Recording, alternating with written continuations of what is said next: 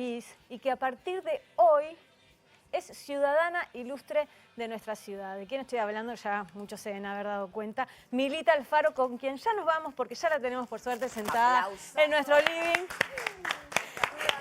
Y la recibimos con un fuerte aplauso. Qué divino, con aplauso y todo. Qué divino. Te agradecemos mucho que estés acá después de todas las emociones que debes haber vivido hoy. Un día muy intenso, Sí, muy ¿no? intenso. Pero no, una alegría acompañarlas. Ya he estado, como vos decías, en este programa, me siento muy cómoda, me gusta mucho, así que Qué lindo. aquí estoy después de momentos, sí, realmente, mucha emoción, mucha alegría. Sí, Fuiste declarada ciudadana ilustre en un lugar que es el Teatro de Verano, que quieras o no, es la casa del carnaval también. Exactamente. Entonces es como la unión, el Templo de Momo, es como la unión que además aprovecha a decir que se presentó este libro, que es Teatro a cielo abierto, 80 años del Teatro de Verano Ramón Collazo, que, bueno, toda la investigación la hizo Milita junto a Belén Pafundi y Karina Acosta, un libro muy recomendable. Y bueno, se unieron tus dos pasiones, el carnaval y Montevideo, porque fuiste declarada ciudadana ilustre de esta ciudad. Exacto, sí, me encantó que coincidiera con la presentación del libro, que bueno, para un autor o autora siempre es una celebración, es una fiesta, después de trabajar intensamente, como bien decís, con dos colaboradoras de lujo como fueron Karina y Belén. Trabajamos más de un año, casi 2 años, una investigación muy rigurosa, después la escritura, y bueno, desde que estaba pronto este libro, ya el año pasado estuvo pronto, pasa que fue un año muy movidito el pasado, con las elecciones y qué sé yo, se fue postergando la presentación y bueno, llegó ahora en las puertitas, en el umbral del carnaval, de un nuevo carnaval, y además coincidiendo con esta otra cosa de la ciudadanía ilustre, que valoro enormemente, pero que te diré que me tuvo bastante abrumada los días previos, porque uno no puede menos que preguntarse si efectivamente merece semejante distinción, ¿no? ¿Cómo es? Hemos tenido sí, obviamente que se lo merece de nuestra parte, pero o sea, y de parte de todas las personas, el pueblo y las personas que decidieron otorgar la distinción, pero me gusta preguntarle, no sé, charlé con Chabela o con otras personas que también la han recibido, ¿cómo se recibe esa llamada, ¿no? Ese momento que te dicen, ¿sabes qué? Queremos entregarte. No lo podía creer, quedé muy perpleja.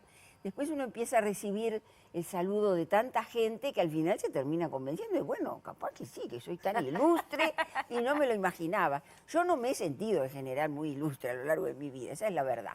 Pero bueno, no.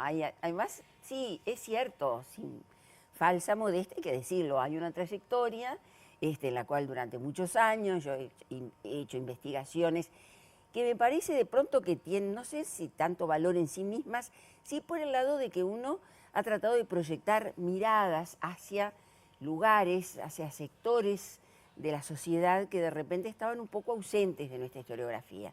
Entonces es como poner en valor también relatos, imaginarios, formas de vivir y de sentir, que bueno, que merecen, digamos, para una visión historiográfica más democrática, más inclusiva, más rica y más diversa, bueno, merecen también figurar en nuestra recreación del pasado. Y entonces, bueno, a lo mejor eso merece este reconocimiento. Y sin duda, porque el carnaval montevideano habla mucho de nuestra ciudad, porque desde primero que apareció, esto lo aprendí en la entrevista anterior que te hice, antes de que existiera Montevideo como ciudad.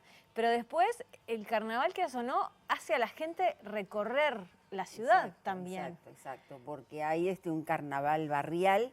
Por supuesto, también hay un carnaval más oficial, que hoy de repente tiene cada vez menos presencia, pero que en una época fue muy fuerte, ese carnaval, digamos, planificado desde la Comisión de Fiestas, la Comisión Municipal de Fiestas, desde la Intendencia de Montevideo, que tenía toda una programación, digamos, y que ya era como ese carnaval que transcurre en la Gran Avenida, que tiene como otro carácter un poquito como más solemne, pero siempre junto a eso ha habido con una fuerza enorme un carnaval barrial, mucho más, es decir, inventado, construido por la gente, donde uno ve justamente no hay una iniciativa, digamos, oficial, sino que es la gente, y que tiene su epicentro en esa cosa maravillosa que fueron los tablados de barrio, ¿no? Los tablados que hoy de alguna manera se perpetúan. Bueno, por supuesto tenemos los escenarios comerciales, pero también los escenarios populares que de alguna manera recogen el legado de aquellos viejos tablados y que en su momento, en un contexto que era distinto, hoy sería un poco inimaginable un fenómeno como ese en el Montevideo de hoy, porque han cambiado las formas de vivir de la gente, pero que en aquel momento fue, digamos, una manifestación social y cultural muy, pero muy fuerte, ¿no? ¿Por qué crees que bueno, que te llamó la atención el carnaval? Porque hoy hablábamos fuera de cámara, tu padre que fue Hugo Alfaro, que fue un periodista muy, muy importante, fundador de Brecha, formó parte de Marcha. Vos decís que te hizo que heredaras tu amor por Montevideo, pero no el carnaval. Entonces, Sí, vos sí. has vivido el carnaval y además lo has estudiado Claro, de una forma claro. que a veces no estaba en la academia. Exacto, entonces ahí, por supuesto que esa opción por un objeto de estudio de repente, que hoy yo creo que por suerte se ha incorporado, y es impresionante como yo lo noto, porque bueno, hubo todo un periodo en que yo estaba bastante sola en todo esto. Hoy es impresionante la cantidad sobre todo de jóvenes que en diferentes facultades, en la FIC, en la Facultad de Ciencias Sociales, en Psicología, etcétera, etcétera, de distintas miradas, han comprendido o han entendido que el carnaval es un objeto de estudio que merece la atención y el interés de las ciencias sociales y eso está consolidado y es así.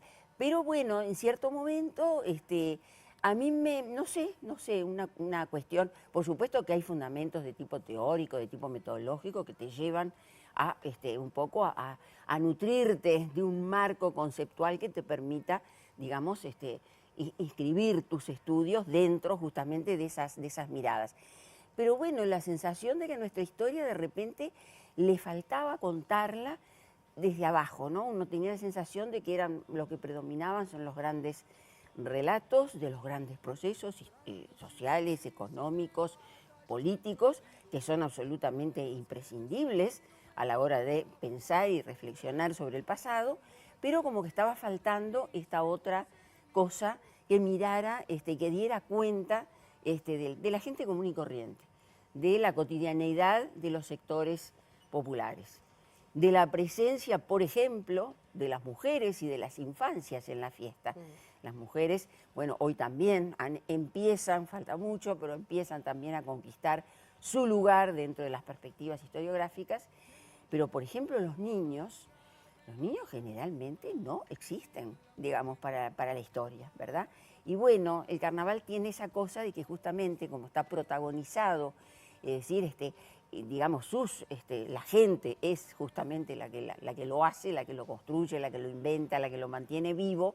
Bueno, entonces ahí te encontrás a esos actores que de repente no están. Claro, si tú miras, haces una historia eminentemente política, bueno, es muy difícil que los niños, es decir, aparezcan en ella. En cambio, en la fiesta, en el carnaval, los niños están. Entonces también el carnaval es el pretexto para recuperar a esos sectores que han estado ausentes generalmente y no han sido tenidos en cuenta a la hora de pensar el pasado. ¿Estás hablando de ellos, perdón, No, dale. estás hablando de los niños como protagonistas del carnaval también, como el carnaval de las promesas, o como protagonistas también como público? No, y como público y como actores y protagonistas del carnaval, hoy con el carnaval de las promesas, que tiene una proyección impresionante, y en el pasado también, bueno, en el pasado cuando uno analiza, bueno, porque hay otra cosa muy rica del carnaval mirado históricamente, que es esa colección de letras y de repertorios carnavaleros que justamente rescatan a lo largo del tiempo, permiten recuperar el punto de vista justamente de otros sectores, ¿verdad? Que no están de pronto en los archivos más tradicionales que son con los que el historiador trabaja. Si nosotros nos ponemos a repasar, es decir, repertorios viejos, bueno, vemos la política, por ejemplo, cómo vivía la política, es decir, la gente común y corriente, ¿verdad? Bueno, y entre esas agrupaciones encontramos, por supuesto, están las comparsas de señoritas, que fueron un fenómeno muy característico, por ejemplo, del siglo XIX, y encontramos las comparsas de niños. gran cantidad de comparsas de niños que salían, que armaban sus... Muchas veces uno sospecha que hay papás y mamás detrás de esas comparsas. Pero bueno, esos niños toman protagonismo y son también ellos, son parte de la fiesta. Haciendo como una mirada antropológica de otros carnavales, de los orígenes de otros carnavales, y mirando cómo has estudiado tanto el nuestro, ¿qué cosas tenemos o traemos de otros lugares y qué es o qué elementos ves más identitarios del nuestro? Exacto, hay muchas, como toda nuestra cultura en general está hecha de pedacitos tomados de un lado y otro, que después, ojo, adquieren se uruguayizan de alguna manera, ¿verdad? Se habla mucho de la influencia española, que es innegable, Cádiz y todo lo demás, pero bueno, eso que viene de Cádiz y que nosotros lo tomamos, después nos lo apropiamos y finalmente de ahí sale una cosa, es decir, que no es, que es nueva, ¿verdad? Es decir, porque pasa por el filtro de una nueva mirada, de una nueva identidad, de un nuevo imaginario. Ahora, yo creo que con todos esos, digamos, fragmentos de cosas que vienen de afuera, nosotros elaboramos, construimos, inventamos un carnaval que creo que tiene como principal característica su altísimo grado de teatralización. Nuestro carnaval es, yo me atrevería a decir, el más teatralizado del mundo. Claro. Digo, el fenómeno de las comparsas, de las agrupaciones, es un fenómeno que existe en muchos carnavales. Pero esta cosa de que con meses de anticipación haya un montón de gente que está ensayando, preparando, pensando espectáculos para mostrarlos en febrero, y donde además justamente lo que se elaboran son, en fin, es decir, es teatro, ¿verdad? Es teatro popular. Sin duda. Exactamente, a través de repente de diferentes códigos que manejan las distintas categorías, claro.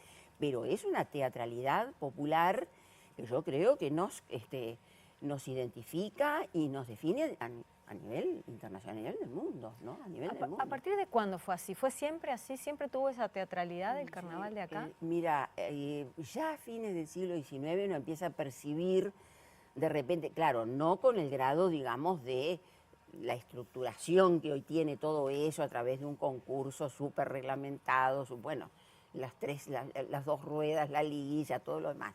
No de repente en esos términos, que es una cosa como más reciente, pero ya a fines del XIX las agrupaciones empiezan a ser protagonistas muy, muy decisivas del carnaval. Eso se consolida en el siglo XX, ya desde comienzos del siglo XX, muy asociado a los tablados de barrio, porque los tablados de barrio que empiezan a proliferar en la ciudad, y cuando digo proliferar estoy hablando de fines de los años 20 y principios de los 30, son casi 300 tablados en todo Montevideo, levantados a partir de la iniciativa de los vecinos, de las comisiones directivas y tal. Y bueno, eso de generar un escenario para esas agrupaciones, como que se retroalimenta, ¿verdad? Y entonces, digo, esos tablados también fueron un estímulo, un factor decisivo para que se consolidaran esas agrupaciones, además asociadas siempre a la idea de la competencia. Es decir, ese carnaval tan teatralizado, también otra característica que tiene es el concurso, el concursar. Eso nació en los tablados de barrio. Después el Estado, de alguna manera, inspirándose en lo que es el modelo, es decir, construido en los barrios, crea, ya cercano a los primeritos, muy previo a 1920, crea el concurso oficial que va a ir después tomando cada vez mayor dimensión, mayor proporción, hasta lo que soy. Pero esas son cosas que crea la gente en los barrios y que, bueno, que demuestran que de alguna manera eso como que estaba en la sociedad, la gente quería que fuera así y lo construyó, lo inventó, lo consolidó y es el carnaval que tenemos hoy. Porque en última instancia, en ese momento había muchas otras manifestaciones, los bailes de máscaras, los desfiles, los corsos en los barrios y todo lo demás, que son cosas que han ido, en fin, se han ido terminando, y en cambio lo que queda cada vez con mayor fuerza es esta cosa, ¿no?, de las agrupaciones. Estamos un poco esperando ahora qué nos tienen para decir en los próximos días, ¿no? Milita, vamos a seguir conversando, nos tenemos que ir a una pausa ahora y en unos minutitos volvemos a Mirar Montevideo y seguimos charlando con Milita Alfaro. Ya. Presentó FENAPES. Hagamos un trato por la educación pública. El letrista no se olvide de los versos de Gamero.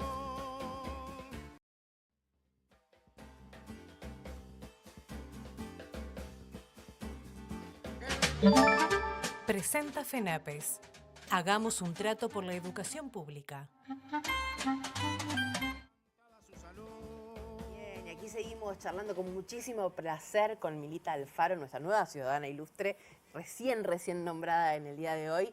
Y bueno, vamos a continuar con la charla. A mí me gustaba preguntarte, recién en el corte te decía, también cómo se fue formando la población del público de carnaval, ¿no? Al también profesionalizarse, al también, bueno, empezar la competencia, también cambiaron un poco los temas. Es cierto que se fue politizando más el carnaval, Claro, que claro. cuando era más corso había mucho más humor, era más jocoso. Más Y eso allá de trajo otros eso, públicos. sí, la política estuvo presente siempre, porque el carnaval en última instancia refleja la sociedad, que es la que lo hace. Claro. Y la sociedad uruguaya es una sociedad muy politizada, y lo fue siempre, no es una cosa, es de ahora, y por supuesto que en el pasado también.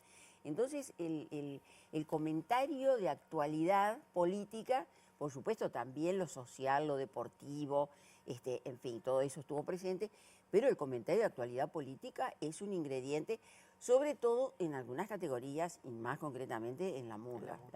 Es lo que le da, es la esencia de la murga, viene por ese lado. Y la gente lo espera hoy y lo esperaba antes, ¿verdad? De repente una murga que hacía otro tipo de crítica, de repente no tan con un mensaje tan elaborado como hoy algunas murgas hacen. Más allá de que siempre, ¿no? Es decir, la mirada de Momo siempre requiere del humor, del ingenio, es mirar la política, pero de otro lado.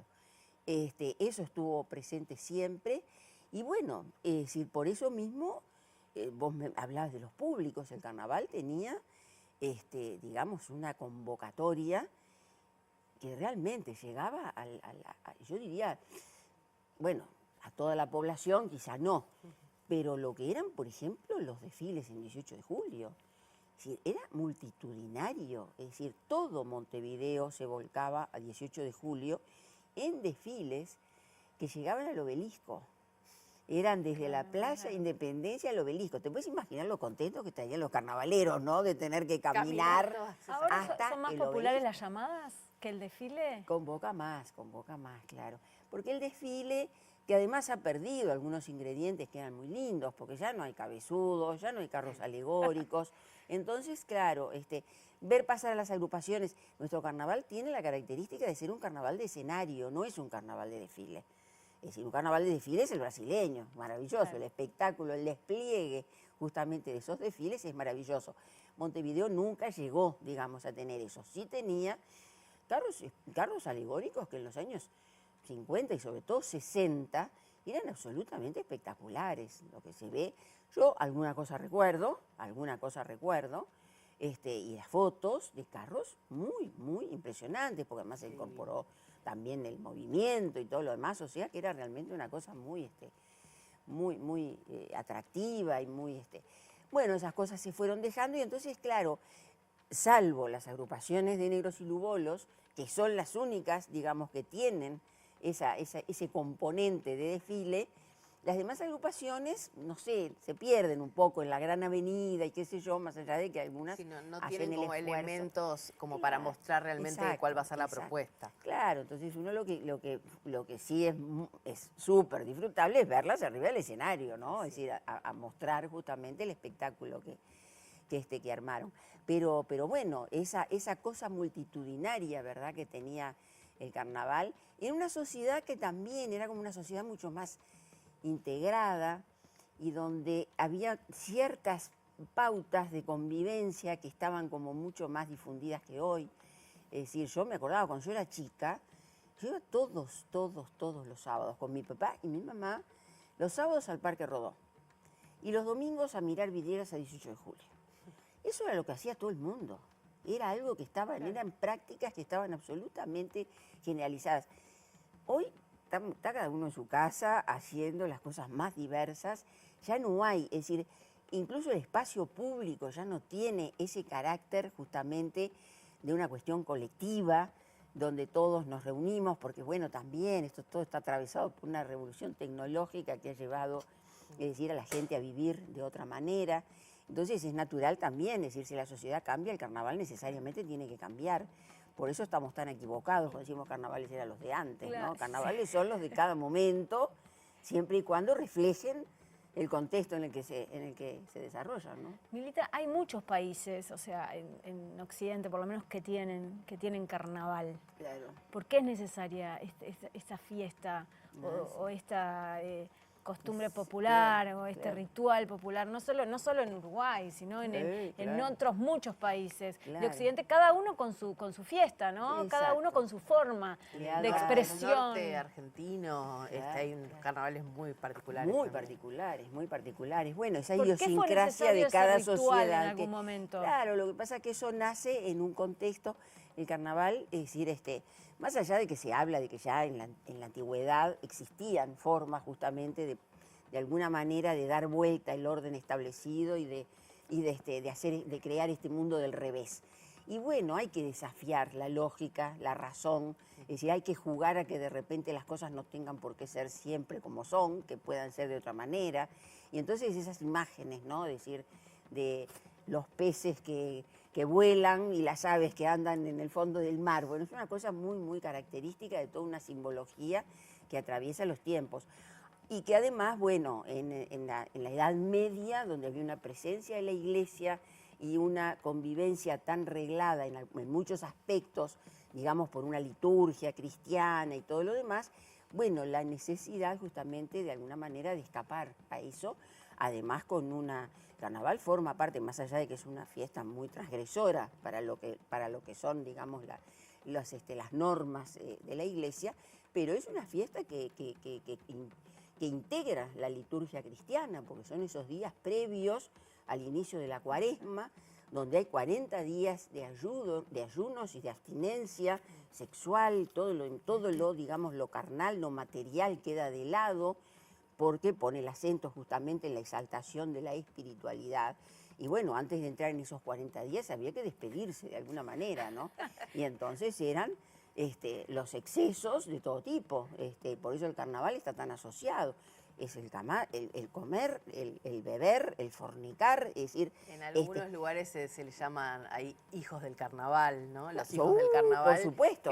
Andás a ver de quién sos hijo. Por supuesto, porque esa carnalidad, por ahí, es decir, incluso hasta desde el punto de vista etimológico, el carnaval remite a eso, ¿no? Es decir, entonces es decir, la contracara es la espiritualidad justamente de la Cuaresma. Y entonces esa simbología que viene de tiempos tan remotos, bueno, después cada sociedad de alguna manera la adapta a su idiosincrasia y surgen fiestas que tienen en fin, determinada identidad, características nacionales infinitas. Milita, bueno, hablemos de teatro a cielo abierto, ¿no? De estos 80 años de Ramón Collazo, que estabas diciendo que llevó una investigación de 2 años. Sí, ¿Con qué sorpresas te encontraste o cosas interesantes que quieras destacar de la historia de estos 80 años del teatro de verano? Mira, primero que nada, es decir, la absoluta versatilidad cultural que tiene este teatro. Uno en general lo asocia y dice, bueno, teatro de verano, templo de Momo. Y cuando te pones a investigar históricamente, te das cuenta de que el teatro de verano ha sido escenario de una multiplicidad impresionante de manifestaciones culturales, que por supuesto incluyen el carnaval, pero que lo trascienden ampliamente. Entonces vos decís, bueno, el teatro de verano es el templo de Momo, pero es el templo de muchas otras cosas. Por ejemplo, en los años 80, después de la última mitad de los 80 y durante los 90, es el templo del rock and roll. Es impresionante cómo ofició justamente como un referente emblemático para toda esa generación, esa subcultura juvenil que estalla al fin de la dictadura y que después ya con otras bandas y con otras formas y todo lo demás, pero que se consolida también en los 90, y es un referente total, y no solamente a nivel local, para las bandas argentinas. Sí. Las bandas argentinas venían a tocar acá, y era como, se sentían en su casa en el Teatro de Verano. Incluso habiendo salas o espacios de show Claro. más grandes, la frase hice un teatro de verano, Impresionante. llené un teatro de verano, tiene una Impresionante. mística. Bueno, muy nosotros especial. a raíz de eso generamos, hay una palabrita que aparece por ahí que es el teatrómetro. Es decir, que es Teatrómetro. justo el teatrómetro, te medía, Teatrómetro. es decir, claro, porque primero las bandas hacían espectáculos, digamos, colectivos, ¿no? Y entonces, claro, hacían 6 o 5 o 6 bandas, llenar el teatro no estaba, porque iba cada uno con su barra, ¿no? Pero bueno, el asunto es cuando se empezaron a animar a hacer el teatro una sola banda, ¿no? Y animarse el desafío que era llenar el teatro. Creo, hay incluso ahí polémicas que parecen un poco estas de los decanatos en el fútbol y cosas por el estilo, pero finalmente lo que está más aceptado, que la primera que lo llenó es Buitres, ¿verdad? En fin, y era todo es decir, el sueño del teatro propio, ¿no? Es decir, llegar a tener, porque eso marcaba, bueno, niveles de popularidad y además era como no sé, era como un ritual de pasaje, era alcanzar la mayoría de edad, es decir, ser capaz de hacer un teatro de verano. Sí, sí, para los Bueno, y hablando rockeros. y por el teatro también me gustaría destacar cuando se hizo Esperando la carroza, que fue hace Por poco, cuando hizo la supuesto, Comedia por Nacional, supuesto. que en realidad era rarísimo que una obra de teatro tuviera esa convocatoria Bueno, la Comedia Nacional estuvo, bueno, es otra manifestación, que también, bueno, Barranca Abajo, La Zapatera Prodigiosa, un tal Servando Gómez, las veces que la Comedia Nacional recibió nada menos que Alberto Candó, haciendo papeles memorables. En el Teatro de Verano hubo una apuesta, es decir, también legendaria, ¿no? Es decir, de Margarita Circo y de Fuente Ovejuna, que se hizo en el Teatro de Verano. Es decir, el teatro es realmente un lugar que me parece que es muy importante porque fomenta este diálogo entre diferentes lenguajes estéticos, artísticos, que hoy lo vivimos como algo natural, pero que en cierto momento había como fronteras muy, muy rígidas entre lo que era la alta cultura y lo que era la cultura popular, y como que esas cosas no podían mezclarse. Y el Teatro de Verano muy tempranamente, con mucha libertad, con mucho desprejuicio, justamente mezcló, propició esa diversidad, legitimó formas de expresión cultural que de repente estaban un poquito miradas, un poquito por encima del hombro, y el teatro les dio cabida, y entonces se convirtió también en un espacio inclusivo que le da voz y visibilidad, es decir, a un espectro amplísimo de expresiones culturales. Igual al escucharte me da como la impresión de que es una entidad en sí mismo, como el Teatro de Verano abrió a tal cosa, dio sí, oportunidad. sí, sí. Siempre hubo gente por Por detrás, supuesto, ¿no? Pero por cuando supuesto. hablamos es como que el mismo Tiene lugar su- tiene sí, sí, su sí. poder, su Claro, fuerza. no, hay una... Bueno, por supuesto siempre estuvo, es decir, hasta comienzos de los 2000, en que hay un cambio, digamos, de criterio, que además no se refiere solamente al teatro de verano, sino que en todos los teatros se crean justamente direcciones para profesionalizar e institucionalizar lo que es la gestión de ese teatro, eso es muy importante. Antes el teatro estaba en manos de lo que era la Comisión Municipal de Fiestas, que era un organismo que, bueno, sí, gestionaba el teatro, pero de una forma muy poco profesional, porque de repente quienes lo integraban no tenían la formación necesaria como para ello. Pero bueno, sí, el teatro tiene esa cosa que parece que trasciende, digamos, tiene una personalidad, la tiene administración. una presencia muy, muy, muy impresionante. Sí, también Nosotros en lugar el nuestra libro, ubicada, Sí. la Rambla, o sea, tiene... bueno, Tenemos- físicamente Lamentablemente es brutal. tenemos que cerrar, tenemos que terminar, pero resumime así en 3 palabritas. 2 minutos lo de la cartografía histórica de los tablados. Ah, sí, precioso, claro. Es un trabajo que estás haciendo. Ese trabajo se inscribe dentro de un proyecto que se llama Carnaval y Ciudad y que justamente procura, es decir, es bien la concreción de de esa idea de que el carnaval también es una forma de pensar la ciudad. Y entonces esta investigación lo hace a partir del análisis de la evolución histórica de los tablados de barrio. Tablados de barrio en el pasado, escenarios populares hoy, ¿verdad? Que de alguna manera con sus itinerarios a lo largo del tiempo diseñan justamente una suerte de cartografía que tiene que ver con relatos espaciales, con mapas de identidad, que le dan un sentido cultural, un sentido social al territorio, que están absolutamente asociados a lo que es la vivencia de Montevideo. Es decir, en esa simbiosis con el carnaval. Yo tengo la sensación de que Montevideo inventa un carnaval que a su vez la reinventa, ¿verdad? Y entonces se establece ahí una interacción que es medio misteriosa, milagrosa, y que explica esta cosa porque es muy difícil pensar nuestro carnaval sin asociarlo a la ciudad. Minita, Muchas muchísimas gracias un por haber placerazo. estado hoy No, acá. gracias a Y ustedes. siempre pasa lo Felicidades. mismo, uno queda como con ganas de seguir escuchándote. Bueno, habrá No, pero oportunidad. aparte está Seguro. bueno que la hayan mencionado Ciudadana Ilustre porque también es una excusa para poder verte en más entrevistas. Es un placer escucharte. Bueno, y Libro para mí es abierto. un placer charlar con ustedes, así que a la Divino. orden. Ya habrá oportunidad de volver a conversar. Y Seguramente. muchos éxitos con el libro. Muchísimas gracias, muchas Minita, gracias. Muchas gracias. Vamos a la tanda. Nos vamos a la tanda y ya venimos con música. Tengo fuerza, che, tengo fuerza, che.